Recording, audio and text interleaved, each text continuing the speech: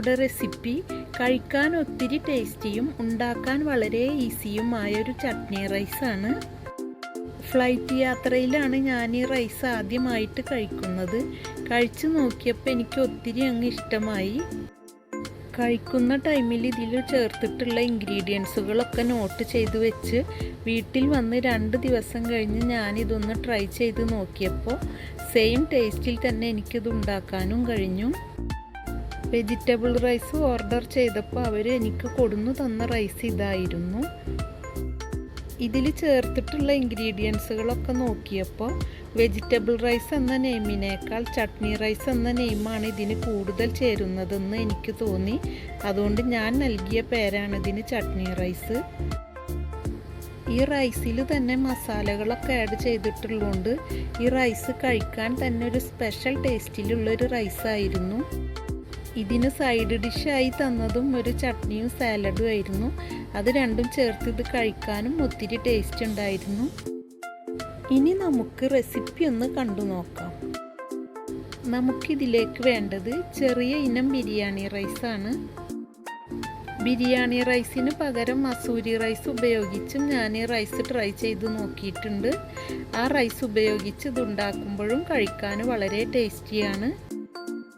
ഇനി നമുക്കിതിലേക്ക് വേണ്ടത് 3/4 കപ്പ് പൊട്ടുകടലയാണ്. അതും ഞാനിവിടെ എടുക്കുന്നുണ്ട്. ഇനി നമുക്കിത് 10 മിനിറ്റ് ഒന്ന് കുതിർത്തിയെടുക്കണം. ഇനി നമുക്ക് ഈ കടല കുതിർന്ന് വരുമ്പോഴേക്കും റൈസ് ഒന്ന് വേവിച്ചെടുക്കണം. 3 കപ്പ് റൈസ് വേവിച്ചെടുക്കാൻ വേണ്ടി 6 കപ്പ് വെള്ളം വെച്ച് അത് തിളച്ചു വന്നു. ഇനി ഇതിലേക്ക് നമുക്ക് റൈസ് ചേർത്ത് കൊടുക്കണം. ഇനി ഇതിലേക്ക് റൈസും ചേർത്ത് കൊടുത്തു. ഈ റൈസ് നമ്മൾ കുതിർത്തിയെടുക്കേണ്ട ആവശ്യമില്ല. ഇനി ഇതിലേക്ക് 2 ടേബിൾ സ്പൂൺ ഓയിലും ഞാൻ ചേർത്ത് കൊടുത്തു. ഇനി ഇതിലേക്ക് ആവശ്യത്തിനുള്ള ഉപ്പും ചേർത്ത് കൊടുക്കുന്നുണ്ട്. ഇതിൽ ഗരം മസാലകളൊന്നും ചേർത്ത് കൊടുക്കേണ്ട ആവശ്യമില്ല. ഇനി നമുക്കിതൊന്ന് നന്നായി മിക്സ് ചെയ്ത് അടച്ചു വെച്ച് ഇതിലെ വെള്ളം ഒന്ന് വറ്റിച്ചെടുക്കണം. ഇപ്പം നമ്മൾ വേവിക്കാൻ വെച്ചിരുന്ന റൈസ് വെന്ത് വെള്ളമൊക്കെ വറ്റി വന്നു. ഇനി അടുപ്പ് ഓഫ് ചെയ്ത ശേഷം ഇതിലേക്ക് ആവശ്യത്തിനുള്ള ചൂടുവെള്ളം ഒഴിച്ച് നമുക്കിതൊന്ന് നന്നായി മിക്സ് ചെയ്തെടുത്ത ശേഷം ഒന്ന് ഊറ്റിയെടുക്കണം. ഈ രീതിയിൽ നമ്മൾ റൈസ് റെഡിയാക്കി എടുക്കുമ്പോൾ പാകത്തിന് വെന്ത് ഒട്ടും പശയില്ലാത്ത നല്ല റൈസായി കിട്ടും. ഇപ്പോൾ റൈസ് ഞാൻ ഊറ്റിയെടുത്തു. ഇനി ഇതിലേക്ക് ആവശ്യമുള്ള ബാക്കി ഐറ്റംസ് കൂടി ഒന്ന് റെഡിയാക്കി എടുക്കണം. ഇനി ഇതിലേക്ക് ഞാൻ എടുക്കുന്നത് 10 ചെറിയ ഉള്ളി, 4 അല്ലി വെള്ളുള്ളി, 1 പച്ചമുളക്, 4 ഉണക്കമുളക്. ഈ റൈസിന് അല്പം ഉണക്കമുളക് കൂടുതൽ എടുത്തുണ്ടാക്കുമ്പോഴാണ് കൂടുതൽ ടേസ്റ്റ് കിട്ടുന്നത്. ഞാൻ ഈ റൈസിൽ അല്പം എരിവ് കുറച്ചെടുത്തത് സൈഡ് ഡിഷിലൊക്കെ അല്പം കൂടുതൽ എരിവ് ചേർക്കുന്നതുകൊണ്ടാണ്.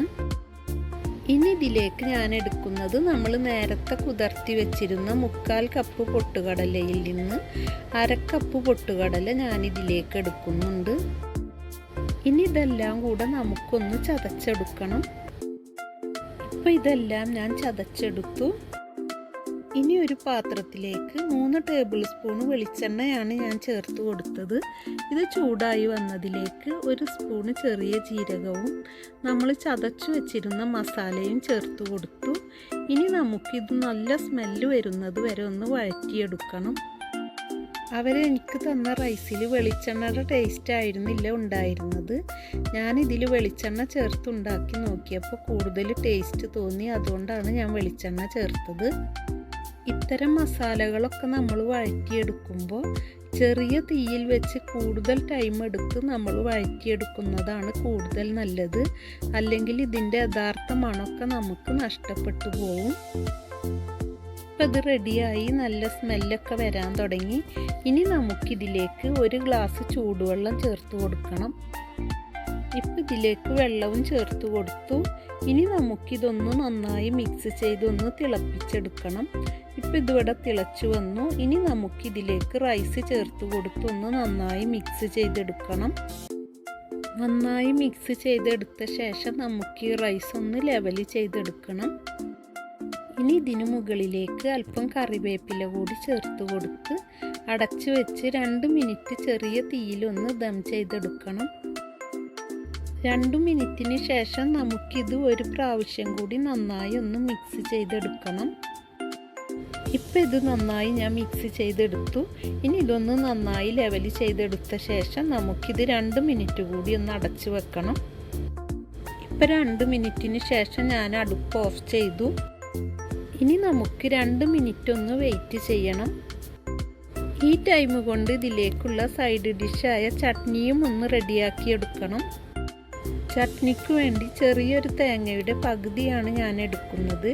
ഇതിലേക്ക് 6 ചെറിയ ഉള്ളി, 3 പച്ചമുളക്, എരിവിന് ആവശ്യത്തിനുള്ള ഉണക്കമുളകും എടുക്കുന്നുണ്ട്. ഇനി ഇതിലേക്ക് നമ്മൾ കുതിർത്തു മാറ്റി വെച്ചിരുന്ന 1/4 ഭാഗം പൊട്ടുകടലയും ചേർത്ത് നമുക്കിതൊന്ന് നന്നായി അരച്ചെടുക്കണം. ഇപ്പം ഇതെല്ലാം നന്നായി അരച്ചെടുത്തു. ഇനി ഇതിലേക്ക് ഒരു തക്കാളിയും ആവശ്യത്തിനുള്ള ഉപ്പും ചേർത്ത് ഒന്നുകൂടി അരച്ചെടുക്കണം. ഇപ്പോൾ സൈഡ് ഡിഷിനുള്ള ചട്നിയും നമ്മളിവിടെ അരച്ചെടുത്തു. ഇനി ഈ ചട്നി ഒന്ന് കടുക് വറുത്ത ശേഷം നമുക്കിതൊന്ന് ചൂടാക്കിയെടുക്കണം.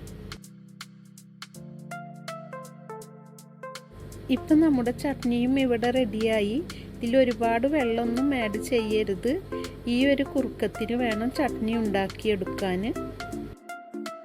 ഇപ്പം 2 മിനിറ്റിന് ശേഷം നമ്മുടെ അടിപൊളി ടേസ്റ്റിലുള്ള റൈസും ഇവിടെ റെഡിയായി. ഉണ്ടാക്കാൻ നമുക്ക് വളരെ ഈസി ആണെങ്കിലും ഇത് കഴിക്കാൻ ഒത്തിരി ടേസ്റ്റുള്ളൊരു റൈസാണ്. നിങ്ങളെല്ലാം ഇതൊന്ന് ട്രൈ ചെയ്ത് നോക്കണം. നിങ്ങൾക്കെല്ലാം ഇത് ഇഷ്ടപ്പെടും. നിങ്ങൾക്ക് എൻ്റെ റെസിപ്പീസ് ഇഷ്ടമാവുന്നുണ്ടെങ്കിൽ സബ്സ്ക്രൈബ് ചെയ്തൊന്ന് സപ്പോർട്ട് ചെയ്യണം. ലൈക്ക് ചെയ്യാനും ഷെയർ ചെയ്യാനും മറക്കരുത്. നിങ്ങളുടെ അഭിപ്രായങ്ങളും നിർദ്ദേശങ്ങളും കമൻറ്റ് ബോക്സിലൂടെ അറിയിക്കാനും മറക്കരുത്. ഞാനിതിലേക്ക് സൈഡ് ഡിഷായി ഒരു ചില്ലി ചിക്കനും ഉണ്ടാക്കിയിരുന്നു. അത് ഇതിൽ നിർബന്ധമുള്ള റെസിപ്പി അല്ലാത്തതുകൊണ്ട് ഞാനത് ഈ വീഡിയോയിൽ കാണിക്കുന്നില്ല. ചില്ലി ചിക്കൻ പലരും പല ടേസ്റ്റിലാണ് ഉണ്ടാക്കിയെടുക്കുന്നത്. ഞാൻ ഉണ്ടാക്കിയെടുക്കുന്ന ടേസ്റ്റിലുള്ള ചില്ലി ചിക്കൻ്റെ റെസിപ്പിയുമായി മറ്റൊരു വീഡിയോയിൽ ഞാൻ നിങ്ങളുടെ മുന്നിലെത്തുന്നതാണ്. ഇനി ഇൻഷാ അല്ലാഹ് മറ്റൊരു വീഡിയോയുമായി ഞാൻ നിങ്ങൾക്ക് മുന്നിലെത്തുന്നതാണ്. നിങ്ങൾക്കെല്ലാം നന്മകൾ ഉണ്ടാവട്ടെ എന്ന് പ്രാർത്ഥിക്കുന്നു. നിങ്ങൾക്കെല്ലാം എൻ്റെ സലാം.